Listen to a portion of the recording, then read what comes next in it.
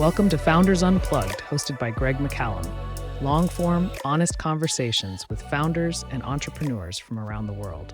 This episode is brought to you by Founder Catalyst. If you're raising funds and you need to get yourself SCIS and EIS advanced assurance and you need some help with that, then stick around to find out how you can get 5% off of Founder Catalyst's services. So, hello everyone. My name is Esteban Quintero. I am may I say, serial entrepreneur. We will go on it after.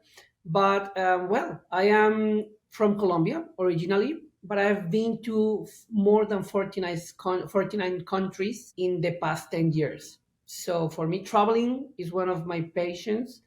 I really love traveling, exploring new cultures, learning new languages, and understanding how the world is like currently working or currently running. So I like to go deep into the culture, connect with the people in the streets, try to learn their language, and try to connect with them to understand how is their environment or how is their vision about life and how is the vision about the place where they live. And because of this, I've learned a lot. I've met a lot of great people, and I've explored that the world is a very nice place to be. Of course, not 100% of the time, but 99.9% of the time. And it has been great. So because of my travels and because of the opportunities I found, I ended up living in the UK and starting a new company. But it is not the first time I started a new company. I started my first official company when I was 20 years old. But before that, I also started some businesses. And I recall when I was a child, and my very, very first business was when I was maybe 6 or 7 years old, when I went to get a Hot Wheels car. But my father didn't want to give me the money to get my new car.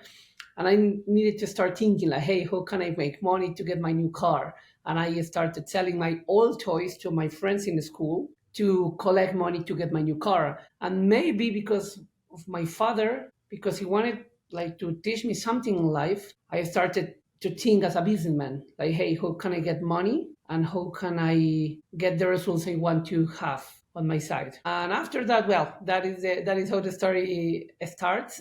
Then I just started to sell ice creams on my parents' house. It was actually really, really, really interesting because I sold ice creams on, have you seen these ice cubes of the fridge? So I started to put natural juices with milk and everything and selling these to friends in the neighborhood.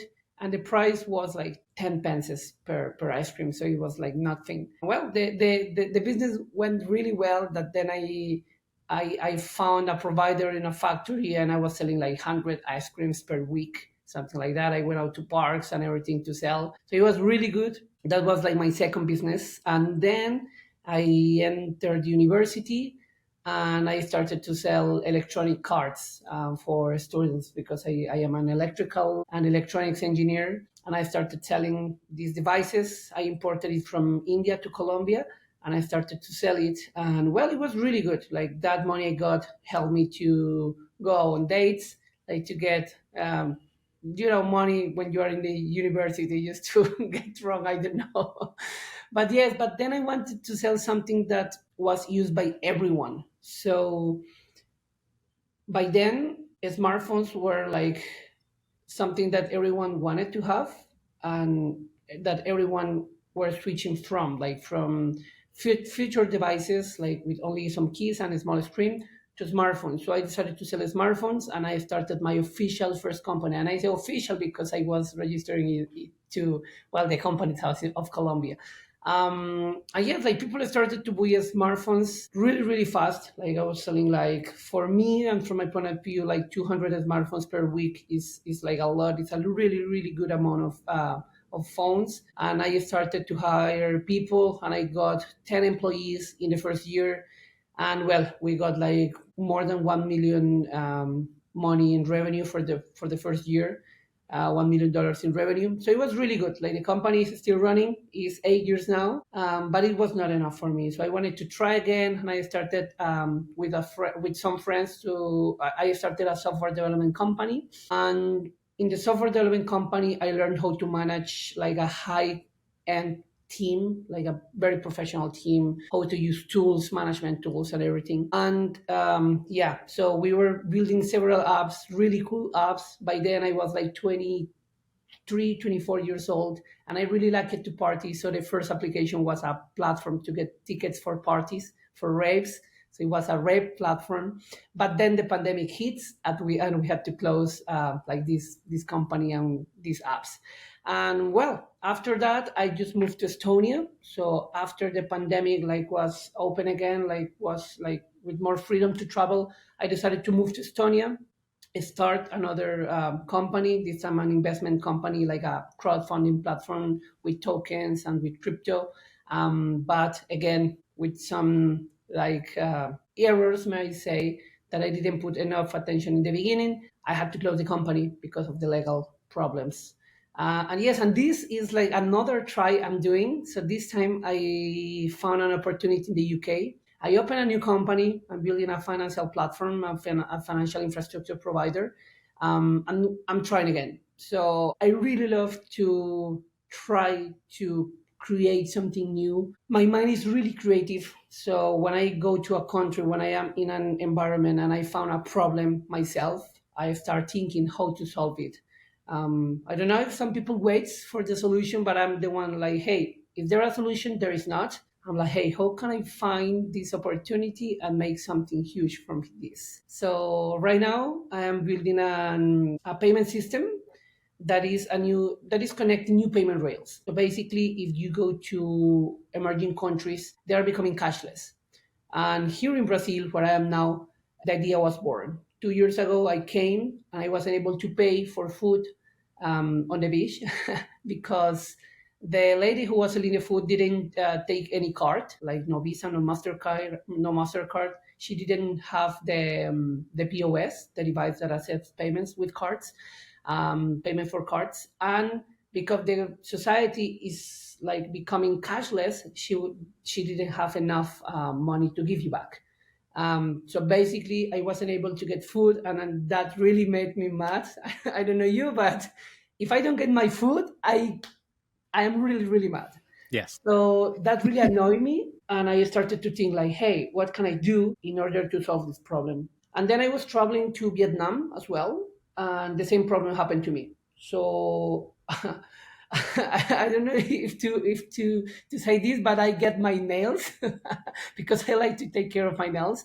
So I went to a place to get my nails done, and the amount of money to pay was $50,000. That is something like £2. But the smallest banknote I got was $500,000, and so to pay 50,000 with a 500 note, it was like, hey, that's a lot of money. We didn't have enough cash to give you back, and they didn't take card either. So I was like, hey, how can I pay? Now you can use the local payment system that is with QR code, but I was not able to use it because it's only for locals. So I had to go out. I had to like take an umbrella from the lady who was doing my nails to go to a supermarket 3 blocks away in the middle of a storm, get a Coca-Cola to change the money to be able to pay. And that happened to me several times in Vietnam. That happened to me several times in Brazil. So I was like, hey, I am in the other side of the world, two different countries, two different regions, different languages, different everything, but societies are becoming cashless. They're having their own payment systems, but foreigners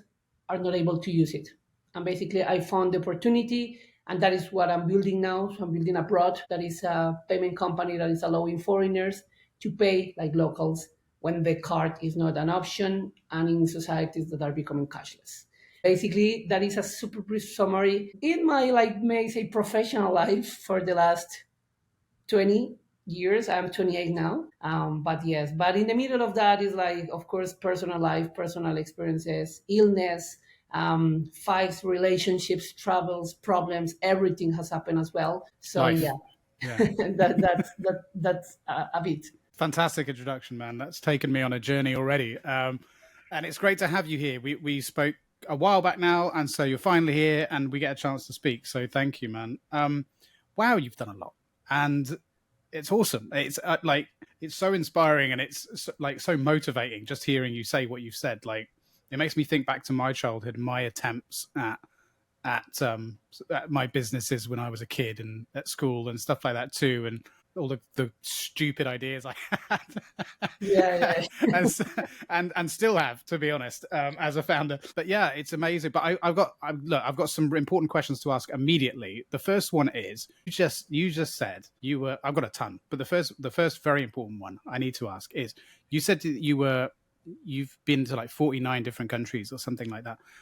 But you ended up settling in the UK. Now yeah. that to me says a lot. What is it about? Or you've seen so many different cultures, so many different languages, foods, like everything, and yet for some reason you chose the UK. What are the reasons for that? Well, is a very good question with a very good answer because you answer yourself. So Right. that's the point. So I've been around the world. So I know the world, I know the culture. So I have experienced really good food that is really hard to find everywhere else. Like for example, I really like the traditional Georgian food. And in Latin America, it's super hard to find because Georgia is super far away from Latin America. And I really like traditional Chinese, but not like the American Chinese that you get in the US. It's like the proper traditional Chinese. And the thing is that in the UK and properly in London, you can find every kind of food from anywhere in the world, and it's made by locals. So it's made by the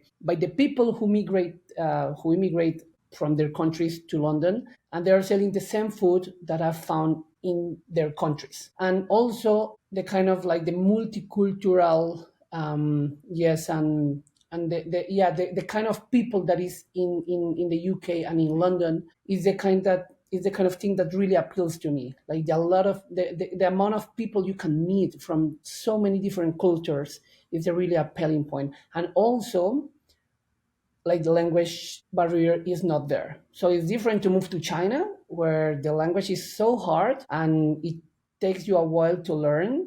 And for example, in my first week in China, for me it was like impossible. I was like literally crying the first week because do you imagine yourself in a place where you don't speak the language, so you cannot get food? And if you order something from the menu, because they don't use images, they don't use pictures or photos in the menu, they only have these letters that with characters that you cannot understand. And to order something and that food is like not good, it's not tasting, it's really bad. And on top of that you cannot use the translator because the internet is different, because you have to use a VPN. And so do you imagine that for the very first week, coming from your country, or coming from countries where you can communicate or at least have internet to use the translator? That is really, really hard. So Very frustrating, yeah. when I went to the UK, and being so like the transition to be so seamlessly and to be so fast and without problem, and you can communicate with everyone regarding their country, like it doesn't matter. So for me, that was really, really good, really good. Also, like the opportunity you can find, so the level and the quality of the people you find, like all the professionals you find, specifically in this financial industry, is like something that you cannot find anywhere else. Like the amount of professionals in the financial industry per square kilometer you find in London is like really, really good. So to be honest, like the second day maybe I was in London by the very first time. I went out for a walk and I met some random people, like they were working in finance. And for me, it was like, wow, everyone here works in finance. So for me, it was like really, really interesting. I don't know, it's like magic.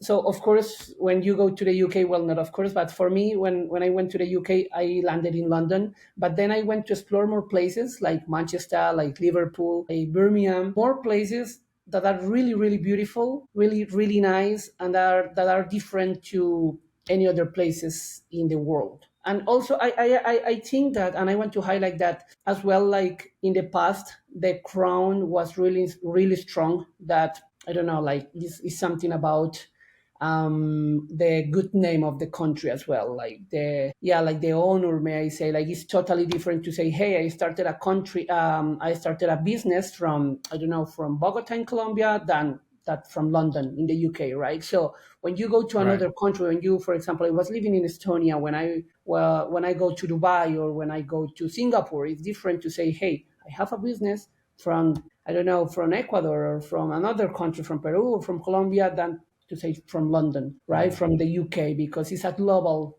is a global country.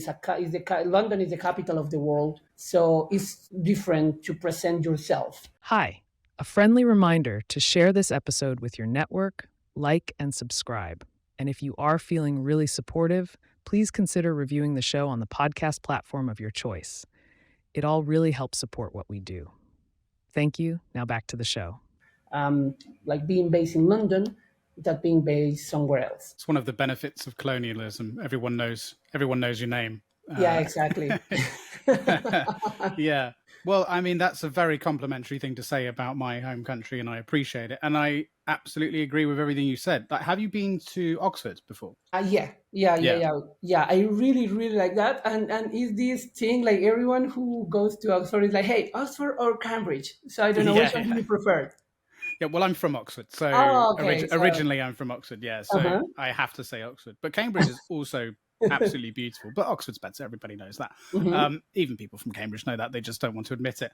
But but that's more of a university thing anyway. But no, I mean, the reason why I bring that up, aside from being from Oxford, is also because of growing up in Oxford. I had the exact same appreciation that you just mentioned for the country by growing up in Oxford, and I prefer it to some degree to London, just because London's just a little bit too big for me and a bit crazy. But Oxford's like Oxford's like a mini version of that, and I would say in some ways even more sort of mixed, culturally, and because of the language schools there. Because I grew up in a home. I think we talked about this before when we first met.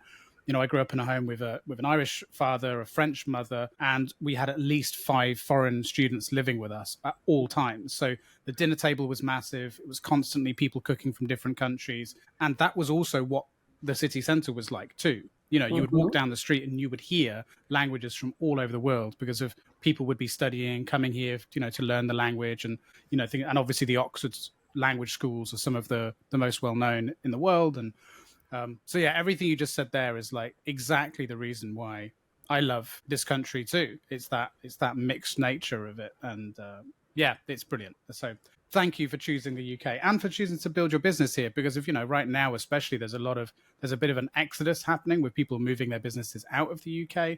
Hopefully that slows down and people start coming back, but we'll see.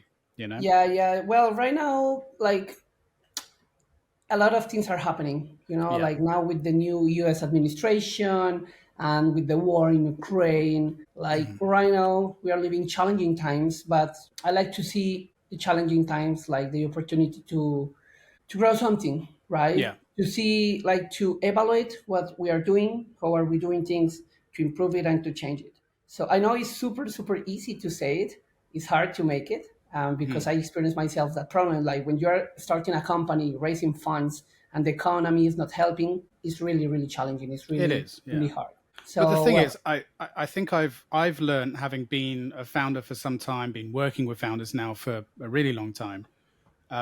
Founders are fundamentally optimists, right? I think in order to be a founder, you need to be or an entrepreneur of any kind. You need to be an optimist. You can't look at something like you do. You were saying, going to different countries, seeing different problems, and think I can fix that. Unless you're optimistic about the world, like otherwise you just wouldn't have that view. You just be like, oh well, that's a problem. No one's ever going to fix it. Yeah, exactly. So I think it takes a certain outlook on the world and on putting your faith in human beings in general, to be able to solve things and get past things, to be a founder in the first place. So I'm optimistic. We usually come out of most things in the world throughout history stronger.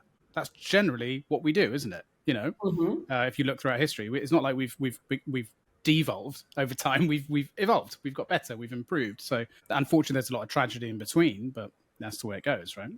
Of course. I just want to highlight as well, like, other than all the mentions I did before, is like the UK is located in the middle of the world, may say, like the geography of like the location of the country. Like for my business that I'm working with Latin America countries and Asian countries, for me to be in the middle is really, really good, because first, because of the time difference, I can work with Asia in my mornings and I can work with Latin America in my evenings. So that is perfect for me, because when I am here in Latin America, I have to work by midnight in order to connect with Asia. And also London and London, the UK London is the city with most direct destinations of flights. So if you have a global business or if you like to travel like myself, I have direct flights to anywhere in the world. So if I want to go to China, it's like a direct flight. If I want to visit my parents in Bogota in Colombia, I have a direct flight. If I want to go to explore a new country like South Africa that I've never been, there is a direct flight. So you have like flights to anywhere in the world. So that is something like, for example, another places in the US doesn't have, right? Like, for example, San Francisco, Silicon Valley is really good, but you don't have direct flights to some countries that London have. Yeah, Right? that's a really good point. And also, I suppose that extends to even things like our ability to do trade, right? I mean, one of the main reasons why the British Empire was built up the way it was because of the shipping routes and all of that, because of its location. And we still get the benefits of that today. Like you said about all of the different foods we get imported and the different products and everything like that. Yeah. So the location is really good. We're number one. The location is really good, but oh man, I have to say that the weather, oh my god, it's a bit of a problem for me. Well, come on, nothing can be perfect. The thing is, though, even with the weather, I defend the weather because I think it's nice to experience the seasons almost fully. Number one, right? And number two, if you go to some very, very hot countries, you also get some extreme weather events like extreme drought, but also like monsoons and those and if it's not that, then it's geological, like earthquakes and volcanoes, and it's like you know what, it's okay to have a bit of rain. I'd much rather have a bit of rain than my house potentially being blown 20 miles away, you know what I mean? Or wildfires or some shit like that, it's like. So before the UK, I was living in Estonia, and to be honest, like the cold in the UK is not that bad like Estonia. It's really not. It's not like minus 20 like in Estonia. Like in the really, really cold in the real winter in Estonia, it's minus 20. So it's not that cold. It's like really good. It's just a problem. It's just a personal problem. Like I cannot tolerate that cold. But it's because you're from a hot country as well, so it's going to be exactly. It's probably very biological, Yeah, like even my mother, she was born in Algeria originally, and then moved to France when she was young. But she's got like Mediterranean blood, like DNA. She cannot stand the cold. Even if it's a sunny day and it's a bit cold, she's freezing. She's like that. She has to have one of those like sun lamp things in her house. During the winter and stuff like that. But then as soon as the sun's out and it's hot, then she's a different person. It's like she's reborn. For me it's the same. Like I'm here in Brazil, 23 Celsius, and I wouldn't say I'm freezing, but I'm feeling cold. So it's like, hey, that's something that is. So it's genetic. It's and I've known a lot of people from Latin American countries, and they're like that. It can be a beautiful sunny day here, and we all want to sit in the pub garden. They're like, "What are you doing? It's freezing. What are you talking about?" It's like this is a summer day, and they're like, "Oh shit!" But then at the same time, I remember very distinctly when we had Brazilian students staying with us, for example, Brazilians especially, when we had them staying with us, and they were with us during the winter time, and then it snowed, and they saw snow for the first time. It was amazing, seeing like 25-year-old, 30-year-old men and women act like kids because if they're seeing this stuff coming from the sky and they've never seen it before. It was like the first time they managed to get out of the country, and they're just like, what the hell is this stuff? Like, I've seen it on TV or whatever, but this is awesome. That was really cool seeing that. So they didn't mind being cold then, when it's snowing. No, yeah, of course. Like for me, like before leaving Europe, I went to Italy to do a snowboard. For me, it's like, man, I love winter. Like when it's proper winter. Doing winter sports is like, oh my God, it's not that bad. I started to reconnect with winter. So I was like, okay, it's not that bad. It can be that's fun. different. I mean, but that's the thing. If you're doing an activity in the snow, that's all right. It's when you're just trying to walk down the road and you're just slipping around and and it's freezing. So that's a different story, isn't it? But look, I think it's a fair trade. It's a fair trade to have slightly wet, days and slightly cold days. And again, slightly, compared to other countries, for all of the benefits you mentioned, I think it's not a good thing. Like that is the reason I picked why I picked the UK, and I will say UK because most of the benefits are in London. May I say that a bit of the country is centralized, so the wealth and the manpower and everything is centralized in London. This is the thing. I am not good at big cities. So that's why I wanted to explore the UK. So I went to Manchester, I went to Liverpool. Some people have recommended Bristol. but I had no chance. I have not had chance to go there, but I will go as soon as as I am back. But I'm considering like small cities as well. So I went to London Yeah. because, well, there was where I found the opportunity. But now I'm looking like to establish myself in another city. Like I really like Manchester. Like the design of the city is really nice. Yeah, Manchester's It's beautiful. smaller. It's way smaller than London. It's way like more affordable than London. But I'm like looking for these alternative places. Like somebody recommend me Bristol because they have like seaside and it's like only 2 hours away of London. So yeah, like that is what I say like the UK because like I don't see myself living in the long term in London because I'm terrible at big cities. The big Like city, yeah. for my for my well being to be 2 hours away from one point to another in the same city is like crazy. It's a lot of time. Yeah, yeah, and the thing is, distance-wise, everything's pretty close, but it still takes a ridiculous amount of time to get anywhere, Yeah, exactly. For me, which is like crazy. I love do biking, and for me it was crazy. Like from one point to another, like waiting for the bus and transferring to the metro or something to the tube. uh, it takes like 40 minutes to go to a place. Like if I get a car, it's the same amount of time, 40 minutes as well. But if I decide to go by bike, it's like 15 minutes. So for Yeah. me, like And if you biking was walk, it's 5 minutes. yeah. So for yeah, exactly like that. But for me, it was like yeah, like my option was to bike, but the problem was the when the winter comes because it's really cold. Like doing biking in the cold is not the best idea, but I prefer to do that instead of taking a lot of time to commute. Yeah, I live down south in Eastbourne. I highly recommend Eastbourne. Anyone who talks, because I've lived in loads of different places around the UK throughout my life, my career, for work and things like that, and I settled here, and I'm very glad I did. It's kind of the perfect middle ground for me. I mean, I've got kids and stuff too, so that's factored into that because it's a very good town for that.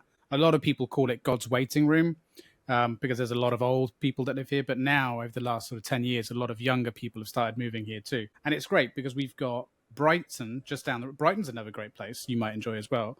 Got similar vibes to Bristol, but smaller. Okay. Bristol's great, but it is quite big. It's a lot bigger than people realize. Yeah, Brighton just down the road. You've got London just up the road. Direct train route to London as well. So it's one stop, and we're the first and last stop. So you get on, nobody's on the train apart from people from Eastbourne. You come back, you get off, you're the last person on the, so that's quite good. Yeah, and it's a seaside town, and it's we got we get the best weather in the whole of the UK in Eastbourne. So we get more sun. You'll like that, more sun in the UK than any other part of the UK. So it can be raining in like Brighton. It can be raining all around, and it Yeah. will just be sunny here. And we just like, So, yeah, I'm not like on the tourism board or anything. Respawn, by the way. I just thought you guys know it's very nice. Okay. But anyway, I have to ask you about the businesses because we've gushed over the UK enough. No, but before we jump Okay, into go the on. business, I want to ask one question. So how is the Yeah. fish and chips in Brighton? How what? Sorry. The fish and chips there. How are the fish and chips? Yeah. Raising investment is painful enough without getting bogged down in legal costs. That's why I'm using Founder Catalyst, today's sponsor for Peer, my startup's pre-seed raise. We've been lucky enough to have Sam, the CEO of Founder Catalyst, on the show before. Go and check out that episode. Their funding round service offers the most cost-effective way to produce funding round legals in the UK. It's just £1,495 excluding VAT, with no monthly fees or hidden extras, no matter how much you're raising. One Founder Catalyst customer recently raised 2.7 million and saved around £10,000 compared to the next option. If you're looking for SEIS, EIS Advanced Assurance, they've got a 100% success rate over the last 3 years. Founder Catalyst is built by founders for founders, and from my own experience, I can't recommend them enough.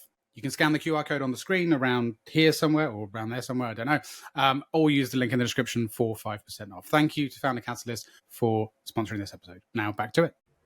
Yeah, okay. Okay. I mean, look, we get it's. I don't know. It's hard to say because it's been so long since I've had fish and chips outside of where I live. Okay. Like, so you have your favorite place already. I think it's just good in general. I don't know. I think you get basically on the seaside. If you go to a good seaside town, so like Brighton, Eastbourne, where I am, but good tourist towns, the fish and chips are always good. because Okay. it's, they have to be. It's a seaside town, Yeah, exactly. usually. Um, but generally it's slightly better if you don't go to like the ones that are really, really touristy. So like the ones right on like the piers and things like that, because they're only seasonal, right? So they're only open a few months a year. And Mm-hmm. so then the rest of the time they're shit, right? And Yeah. and then they open in the year for that time. They employ a load of young people who have, quickly for Yeah. the season, and they don't know how to cook. And but the ones that are open all year round and the local people eat there, great, like Mm-hmm. always. So yeah.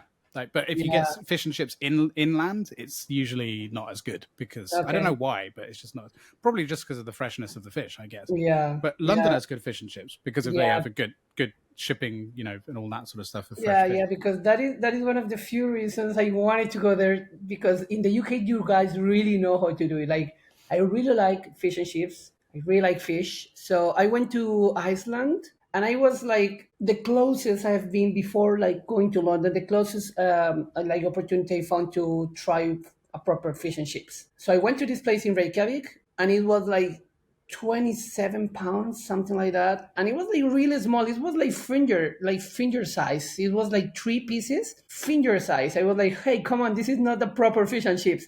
So when I went to the UK by the very first time, one of the first things I wanted to try was fish and chips. And then my friend took me to a normal place, but it was the size of my arm. So it was really, really good. And I was so happy trying that I really like. I tried fish and chips like once every 2 weeks, because I really like it. Like, you guys really know how to do it. So that is Yeah. something. I know that the British cuisine is like not that famous, but I love fish and But it chips. should be, yeah. And the thing is, people always think fish and chips or Sunday roast, or the the English breakfast, like the fried breakfast, stuff like that. But there's English cuisine that goes back thousands of years, Yeah. and from not, I mean, some of it's pretty terrible, but like but also some pretty amazing stuff, that because it's always been influenced by external Yeah, but the forces. world, of Yeah, course, of so course. we got some amazing stuff there, but yeah, I could definitely talk about food with you for a while too. Maybe Oh we'll yeah, talk me more too, about it me too. in But then we have to later. come to the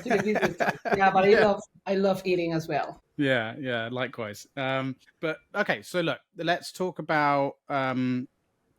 I want to talk about well, first of all, I want to talk about the entrepreneurial spirit in general. Where did that come from for you? Like, for so young to come up, even with that initial idea of like, I want to sell my toys to get a new toy as a kid. Like, are there people in your life, or were there people in your life growing up that were business owners, that were entrepreneurial? Yeah. So, well, I say that like my father is the example Right. of like becoming an entrepreneur, because my father has been an entrepreneur as well. So my father has never been an employee. Well, I am asking myself because I'm not 100% sure. But yes, so as far as I recall, that is like when I started to grow up, like being 6 or 7 years old, my father has been his own boss, his own boss. So he has been an entrepreneur. He has tried everything. So his most stable business is selling cars. So he has like, it's like uh, not a small business. I may say that he sometimes have like 10 cars or 8 cars. So it's not like properly small, but he has also tried to do several things. Like, he has had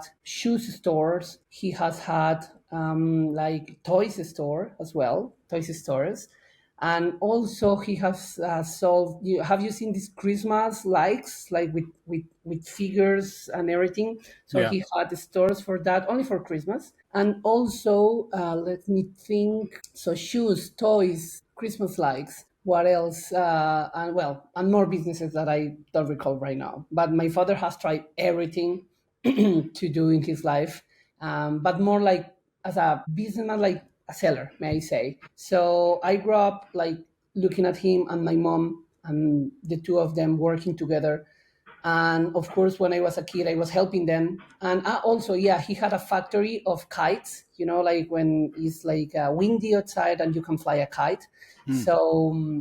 So yeah, so he had a factory of that. The factory lasted like 15 years until the Chinese country like started to make kites and to export everything. Yeah, in the very beginning, may I say, like from the 95 to the 2005, before the Chinese like not industrialization, but like the boom of like exportation and everything from China. So my father had a kite factory, but again, like it was only by the season, like the season that in Colombia is August. So he had a kite factory. He got like 20 selling points because like the points where it was sold was nearby parks, and he got like 20 points, and again like 30 employees. So yeah, I recall that I was helping that for them, example, to pack the kites. So my father and his employees were like making it, and I was one of the people who was like packing the kites. I got, by then it was like again like 5 pences per packing. So I started to get some money, and I was like 9 or 10 years old. So he taught me how to work, and I grow up like looking at them working together and yeah, just making businesses. So when I came to him asking for toys or asking for something, of course, it's not that he didn't give me anything. He gave me like, of course, what I needed, but he also like maybe without knowing it, he left me some challenges that to motivate myself and to like to wake up my creativity, right? So yeah, I will say that because of my father, I started to see like how to solve these kind of problems on my own and how to make profit from it. What was your relationship like with money then at that sort of time? Was it that your father sort of taught you to appreciate it? Did it take a lot of time before you had a sort of understood an appreciation for money and finance and all that? What was that like? Yeah, no, my father, like when I was a child, I remember when I was like 7 years. So he started to give me money, like a small amount of money to go to school. So I remember when I was there, like I went to school, and he used to give me like once per week some money, and I had to learn how to manage it. So I decided to spend a part and to save another part, again because I wanted my car. So maybe yes, he was aware of what he was doing, but that taught me how to save and also well how to like use the money wisely. So yeah, I have a relationship with the money before, but that is why he also wanted to like to put me to work on his company.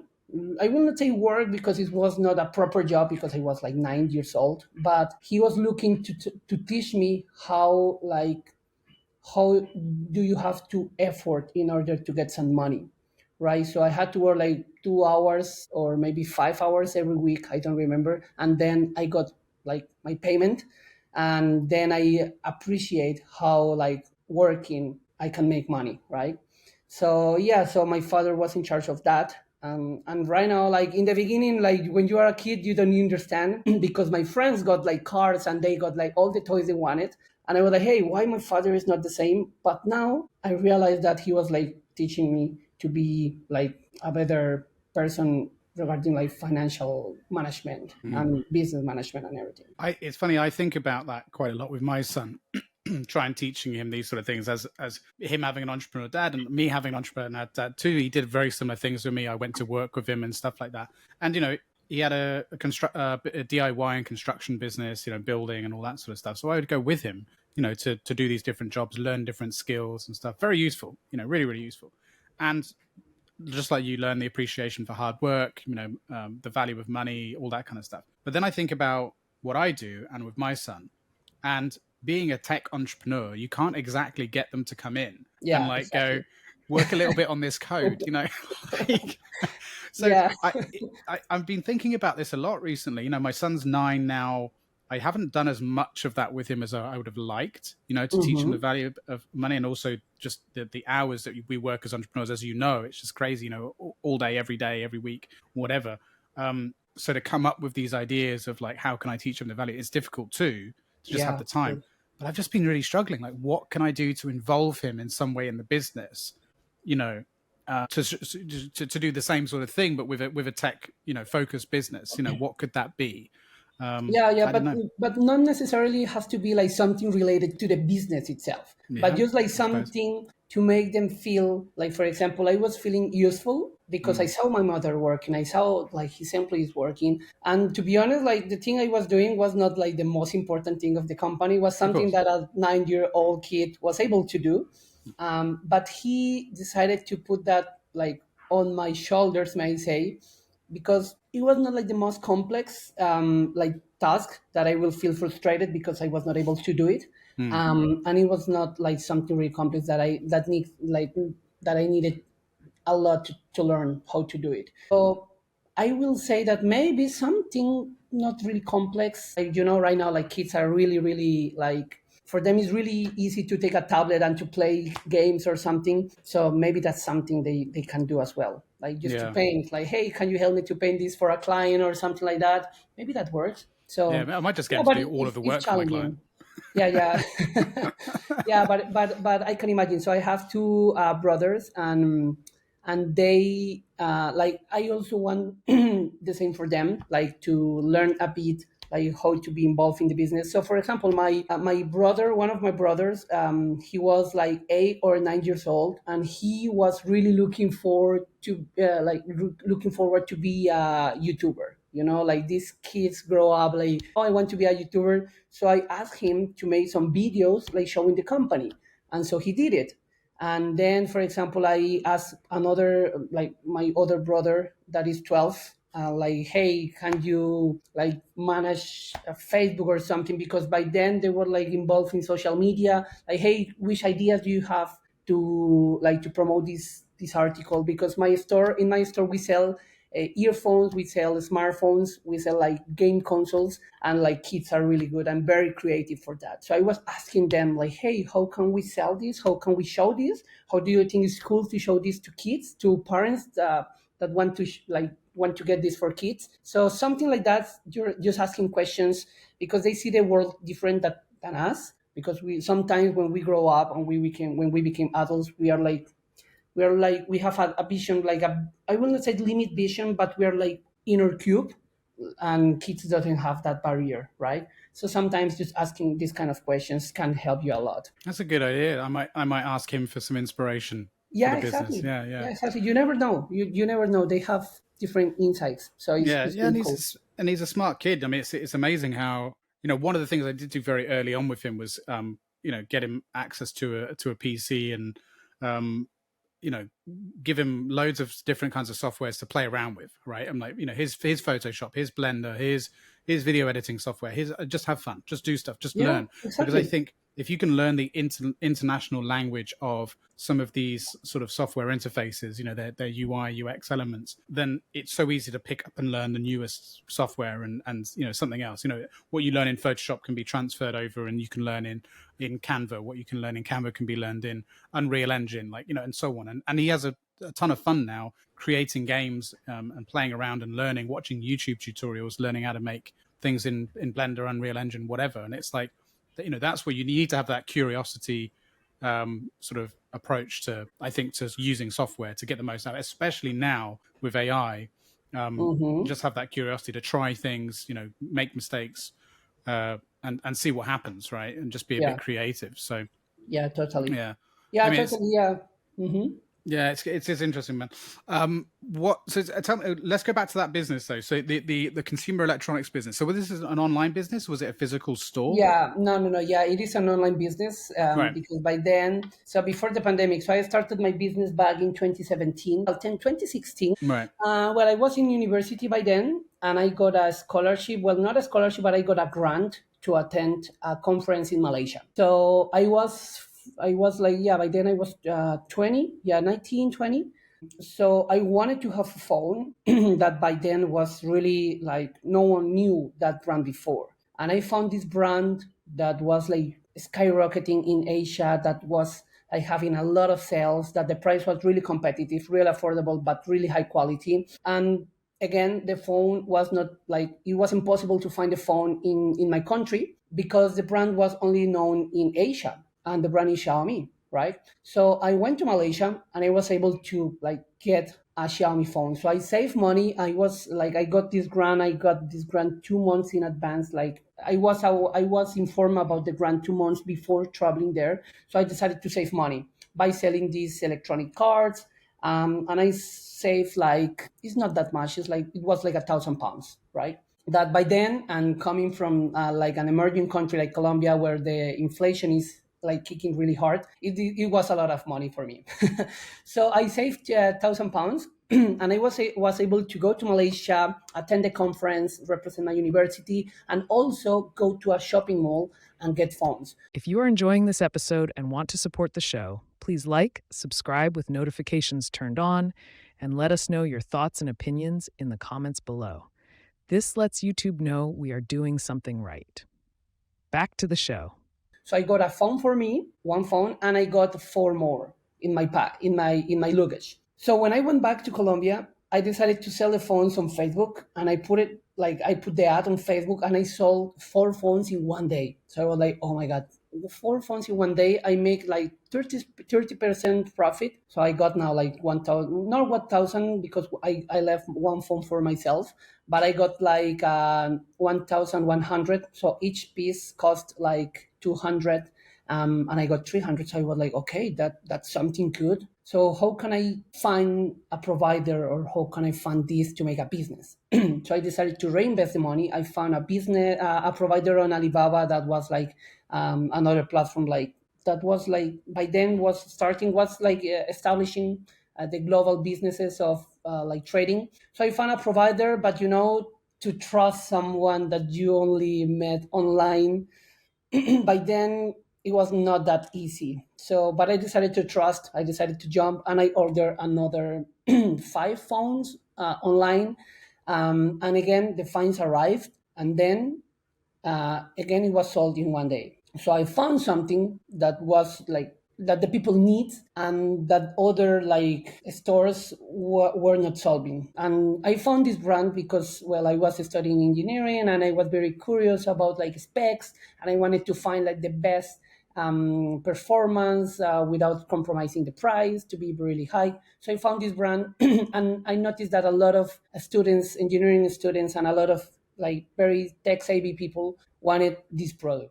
So I decided to talk with my father. So I was like, "Hey, father, I have this opportunity," and my father decided to let me to lend me. It was like £8,000 by then, and with £10,000 in total, I started the business. So I was able to import, I don't remember the quantity, but it was like 80 phones in total, or 20. Well, I don't remember exactly the quantity, but it was a lot.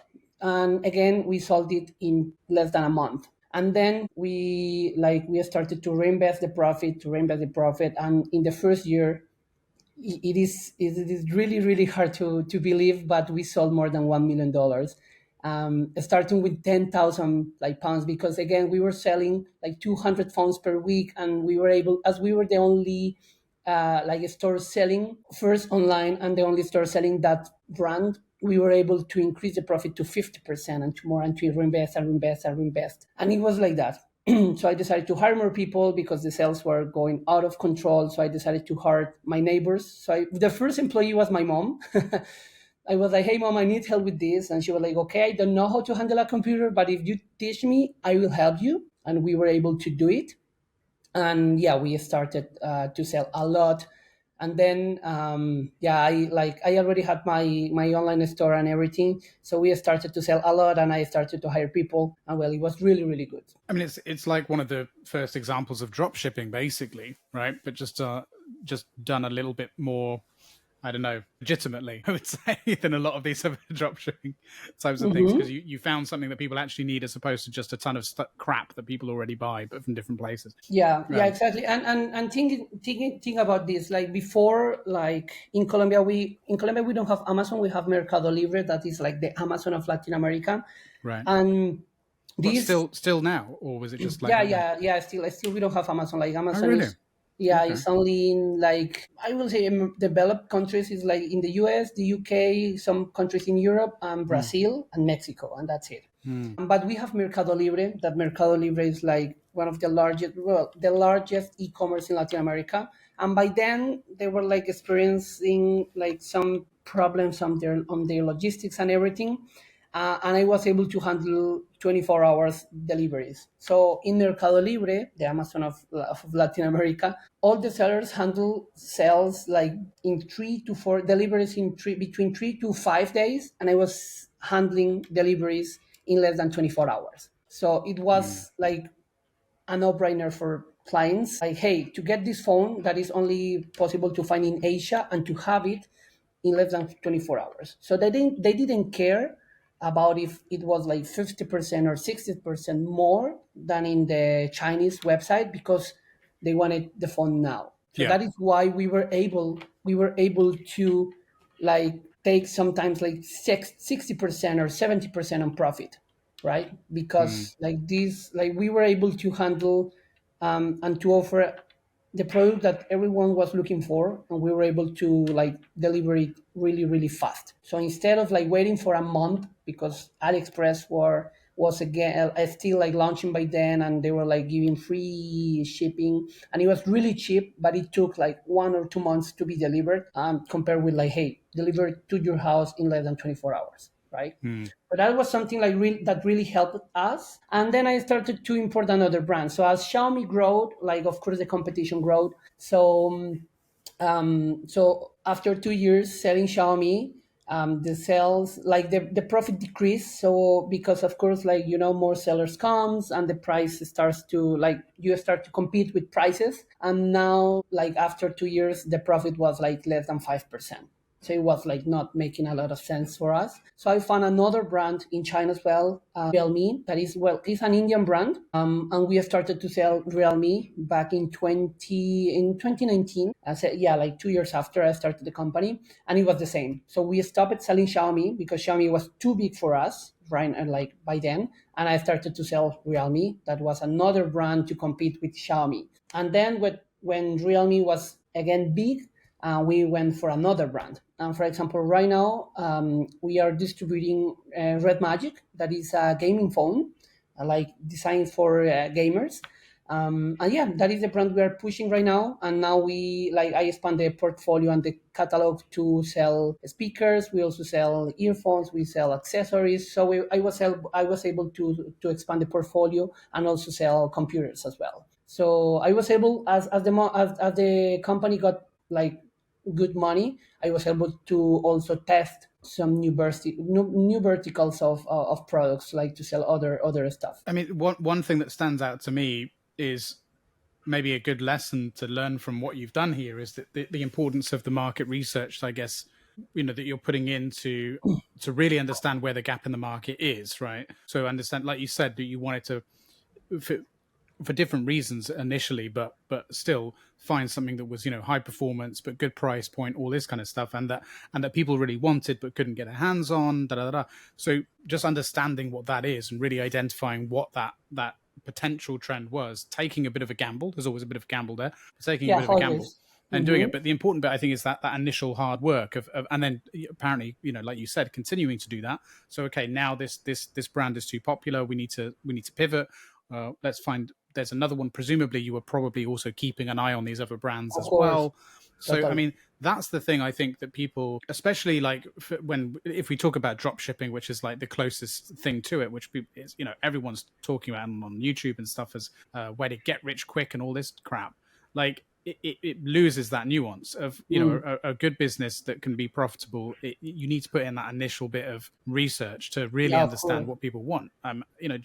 Just I don't know, buying in a load of kettles, and selling kettles that people can already buy down the road or on Amazon. It's not going to do it. We Yeah, live in a of course. world where people can buy whatever they want wherever. You've got to be a bit more creative, and Yeah. I think that's why a lot of this stuff is kind of a scam, really, when they talk about that, because it's just saying, yeah, buy a load of products and sell them for more money. It's like, it's not that simple now. It's not that easy. Yeah, it's Yeah. not that simple. Yeah, it's not that simple. Yeah, so to be honest, yes.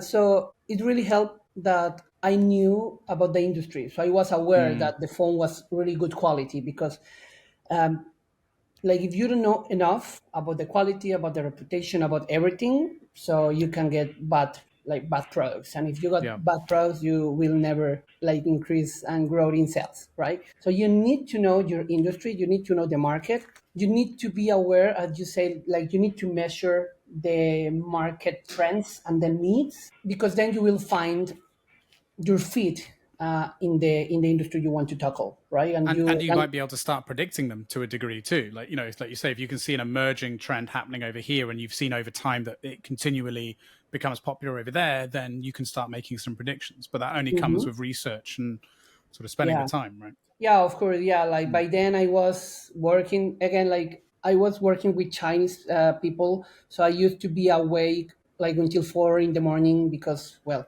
because of the time zone of Latin America and Asia. Mm. So I used to work between 8 p.m. and 4 a.m. in my time zone back then, and I was also always like doing my research, like what were the last launches and like how people will react about this. Like for example, I was aware that bringing very expensive phones to my country was not like the best option, even though like a lot of people gets like expensive phones like the last iPhone is not like the majority of the population, right? So to understand your market, because you can find that great product, like hey, you can I have this opportunity to sell yacht, for example, or boats, but it is, if your market is like not wealthy enough to get that kind of product, so you have to be aware of like your customer like purchase capabilities, right? Right, and you need to know Purchase how to power. find them. Like, and that's the well. I mean, there's two issues there, isn't there? The more expensive or niche the product, the harder it is to get stock, first of all, Mm-hmm. and then the harder it is to find the actual consumer. But you using Facebook initially, Facebook Marketplace is a really good starting point for that particular product, but that's Mm-hmm. not going to be the case, like you say, for like a yacht. It's a very Yeah. and people, the way people want to buy certain things is very much based on the product itself. So like the experience of buying a yacht is wrapped up in consultative selling, it's wrapped up in visiting and looking at something. So there's an experience thing that people expect from a certain thing too. It's like selling suits online, for example. Anyone could probably import suits from Alibaba and sell them, and you could probably import some pretty high quality, high end ones. But the reality is, when you start going to that level, then people are going to want to come in, they're going to want to try it on, they're going to want to look at it. So Mm-hmm. yeah, it's about understanding the buyer just as much as it is understanding the trend of the market, right? Yeah, yeah, totally. And for example, right now that we have this new brand that is for gamers, of course the like the marketing channels are totally different. So Right. basically, right now we are partnering with YouTubers, with gamers to promote Mm, the phone, because like who watch like the gamers on YouTube and other gamers, right? right. So Yeah. if I post it on Facebook, like on the marketplace, like not it won't be noticed by a lot of people. Yeah. But if I put it on like on games live streaming or in gameplays in YouTube, of course the my target audience will notice the product, right? So also you have to be aware of like your product capabilities, the quality of the product, the purchasing power of the product, but also like the marketing channels, to Mm. be aware that the right audience is noticing your solution. So would you now consider that business to be somewhat passive income, or are you still pretty heavily involved in that business? Yeah, no, so now is that so since like 4 years ago, it became my passive income. Yeah, Mm. yeah, so I have like I am not involved anymore like properly. I have like one call per month, and Mm. I But am, not day to day involvement. yeah, not day to day. No, I have like my manager, that is my mom, because was the first Right. employee. So she's stuck there still. Yeah, exactly, exactly. You can't So retire, mum. You got to run my business. yeah, so like she's managing all the business, Mm. but right now, of course, because of like the global situation and everything, like sales are not as good as before, like like to recover from growth of like 5x per month or 10x per month, like that kind of growth, to sustain that growth is really hard. Mm. We were able to sustain it for 5 years. But after the pandemic, like during the pandemic, we were selling a lot, because we were like back then in 2017, we were one of the first like electronics store, online stores in Colombia. So we positioned ourselves like on top of mind for consumers. But and in the pandemic, we were selling a lot. It was really good. But after the pandemic, because of the economy slowdown and everything, sales has not been as good as before. So we are like evaluating what should we do. We are evaluating about like how can we keep the pace. But to be honest, like right now, it's really hard. But we are aware that it's not our fault. It's like just global like situation. Yeah. Absolutely. So then, well, actually, I just realised the time. We've got to end part one of the conversation, but I want to ask you in part two about how you come up with the initial and the next ideas and all of that sort of stuff, and bring us up to where we are now with what you're doing with the new startup. But I'm going to have to ask you that in part two. So for those listening and watching, thank you. This is the end of part one. Come back in a couple of days. For us, we're going to take a quick break, but for you, you're going to have to come back in a couple of days where to watch part two. So subscribe, notifications, all of that crap. And then that way you can get notified when part two comes out with Esteban. So thank you, everyone. That's the end of part one. Thank you for listening and or watching. Subscribe with notifications turned on to get notified when part two comes out. While you wait, please join in the conversation in the comments below.